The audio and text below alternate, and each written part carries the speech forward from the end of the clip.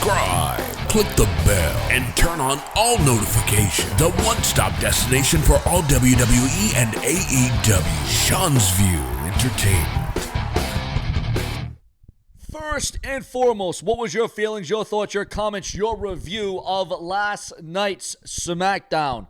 The overall presentation, the overall chaos, the bedlam that we witnessed last night on SmackDown. Some would say that this was a worthy show, an unforgettable show, a show that will definitely stand the test of time in the annals of time, especially that it was in Madison Square Garden, the mecca of the WWE. Make no mistake about that at the end of the day. So, what was your highlight? What was the moment for you? What was shocking to you? What stood out to you? What was prevailing to each and every one of you? Because as we saw how chaotic and how violent and how volatile, I mean, all those words and the word shocking and the word prevailing and the word storyline, all these words come into sense about last night's SmackDown. Because as we all know, when we see Raw and SmackDown, I always come back the next day to ask you your thoughts, your comments, and your opinions of Raw and SmackDown the following day, the very next day. Why? Because I give a damn. I care about your thoughts, your comments, your opinions. Now, I want your rating out of 10 stars. Out of 10 stars, what do you give SmackDown? All right, and I'm talking literally out of 10 stars. Were you for it? Were you against it? Were some things that you could have skipped? Was the whole show good overall? Did you like the middle, the beginning, the end? Did you like the whole show?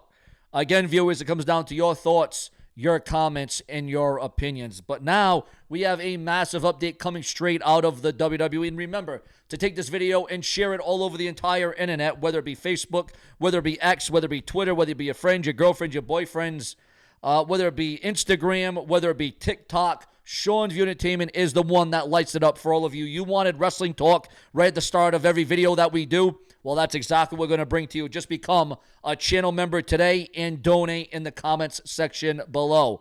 But we have some massive updates on the BloodLine Solo Sikoa.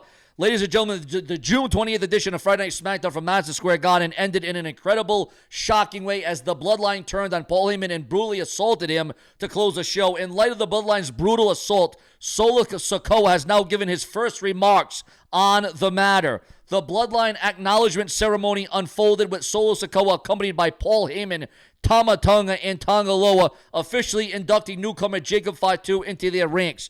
During the ceremony, Solo demanded that every Bloodline member, including Paul Heyman, acknowledge him as the tribal chief. With tears in his eyes, Heyman refused, which led to Solo striking him with the Samoan spike. Jacob Fatu then followed up with a top rope maneuver, a headbutt, and then Solo ordered the trio to execute a triple powerbomb on Paul Heyman, resulting in a shocking turn of events. And now the reaction, the retaliation. But you got to wonder what's going to be the retribution. What's going to be the revenge? Because listen to this one. Solo Sikoa took to his Instagram and uploaded a photo of himself alongside Jacob Fatu, Tama Tonga, and Tonga Loa after their brutal assault on Paul Heyman, as he simply stated, "It is a day that Madison Square Garden will never forget." Paul Heyman was also taken out on a stretcher following the Bloodline's assault, heinous assault. Regardless, only time will tell how long Paul Heyman will be out of action, as fans believe he will return with Roman Reigns at SummerSlam next month. Now, here's the caveat to this.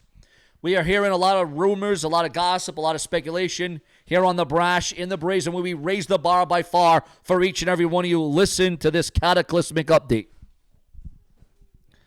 That the entire Bloodline, that Triple H saw this, because Triple H is backstage. He witnessed this. He saw this. He had to sit back and see the carnage, the mayhem, the violence that we saw go down, that we saw unfold on the Blue Brand on Friday nights on Fox. And what about all those, what about all the black moments last night? I'm talking about the screen going black, the screen cocking out, viewers. I mean, that was totally unacceptable. I don't know why Fox, and that wasn't WWE that did that. That was not WWE that ultimately did that. That was all Fox's doing. Even though the fans weren't chanting anything terrible. I mean, at one point they were, but I mean, they're just being way too overcompensating now as Fox. It's ridiculous. But Triple H was fuming. Triple H was so mad. Triple H was so livid that at first check, there was rumors and speculation that not only one, but multiple Bloodline members were fired.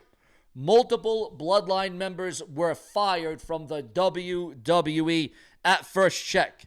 At first check, viewers, fans, and subscribers. However, following all that we've seen and following all that we got, it seems it is just that. Rumor and speculation. It is just rumor and speculation. They have not been fired, but there is going to be retaliation. There is going to be revenge. There is going to be retribution. There is going to be something cataclysmic that is going to happen to the Bloodline, because what the Bloodline did was absolutely out of this world. They should have never done it. They should have never went to those levels. They should have never went to those lengths. They went way out of control, and obviously this is something that is going to weigh heavy on the WWE and on Triple H. Now, your thoughts, your comments, your opinions. Should the Bloodline be fired? Should they be suspended? Should they be fined? What should happen to the Bloodline in the World Wrestling Entertainment now that they have went to these levels, these lows? It is unprecedented what they did to Paul Heyman. Now, we heard that, Roman Reigns isn't going to return. Roman Reigns isn't going to come back. Well, here's the thing. We are now hearing that Roman Reigns is indeed going to come back, that Roman Reigns is indeed going to speak, that Roman Reigns is indeed going to have his retribution, his retaliation, that Roman Reigns is going to have his say, because now it seems as if Solo Sikoa has taken over the entire Bloodline. Solo Sikoa has been the one that has blurred the lines. Solo Sikoa has went way over the edge here, and now this thing is reaching a fever pitch. Make no mistake about that at the end of the day. Now, that was an assault. That was unimaginable. It was unforgettable, and undeniably, Roman Reigns. Now, Roman Reigns may have not come back. Honestly, Roman Reigns may have been done and finished. But now what they've done to Paul Heyman, now that the Bloodline has really taken Paul Heyman out of the game, this is going to force Roman Reigns to actually come back and regain.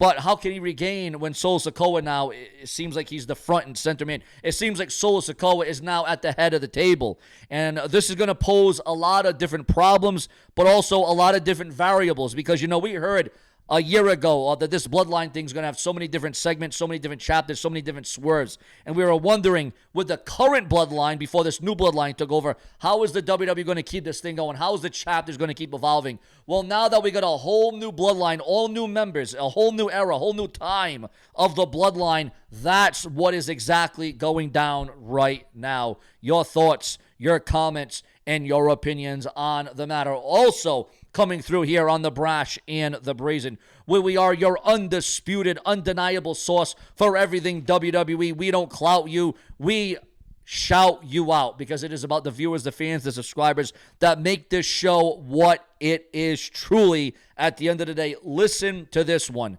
Dijak's first pro wrestling appearance after WWE exit is absolutely being confirmed. Also, Logan Paul and Tyrese are unfazed by their loss on SmackDown. And TNA star made his in-ring return after years during 6/28 taping in Philadelphia. And the WWE's internal response to the turnout at MSG's Madison Square Garden last night. It was being reported by Sean Ross Sapp. It goes without saying, but WWE was very happy about the ticket sales for Madison Square Garden, but not too happy with all the edits and all the blackouts and all the darkouts that we witnessed during that show. Also, there is frustration within WWE over the SmackDown censorship. Yes, there was plenty of censorship going on, and at times it wasn't even needed. It shouldn't have ever happened. And Damian Priest's MSG SmackDown plans were canceled due to travel woes. Your thoughts, your comments, and your opinions. And, ladies and gentlemen, in a very special moment, MJF recounts experiences of communicating with Brody Lee through a medium. Also, Corey Graves admits to being intimidated by Jacob Fatu. Also, Britt Baker was spotted with the Bella Twins amidst the AEW hiatus. And Eric Bischoff labels Bret the Hitman Hart as a miserable human being over constant whining. Your thoughts, your comments, and your opinions. Also, Mercedes Moné compares Ronda Rousey's current status and state to Bret Hart's bitterness. And World Heavyweight Champion on the red brand of Monday Night Raw. Damian Priest apologizes to fans after missing SmackDown due to plane issues. And Cody Rhodes brings out Kayla Braxton for an emotional farewell after SmackDown went off the air. And Mercedes Moné confirms she does have creative control in AEW. Your thoughts, your comments, and your opinions. Remember, this is your premier source for all things WWE as it happens in real time. Remember to check out my channel hourly for the latest, the greatest, the newest, the most informative, the most descriptive. Because if it weren't for you, there would be no Sean's View. Subscribe.